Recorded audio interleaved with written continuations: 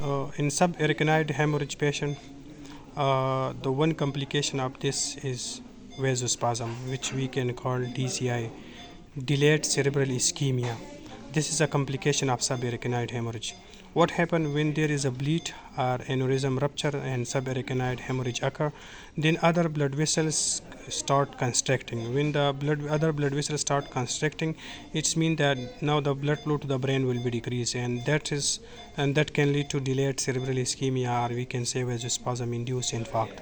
So for this patient, we clinically we will see the patient will be having focal neurological deficit in the form of weakness or aphasia, and then we do advise MRI brain with MRA.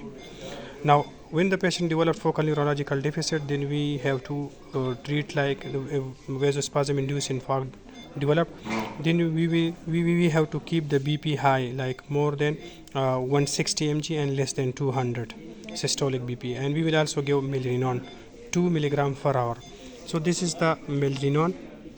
You see this ampule is 10 ml ampule.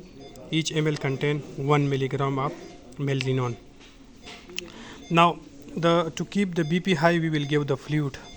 Like the fluid, we will give the normal saline, and if with normal saline still the BP is not getting high, then we can also add noradrenaline.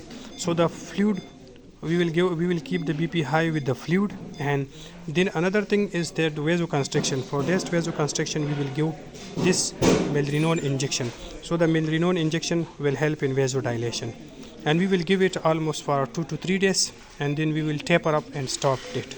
Okay, so this is how we do treat the patient with delayed cerebral ischemia, which is one of the complication of subarachnoid hemorrhage, and clinically we will see the patient with weakness and aphasia.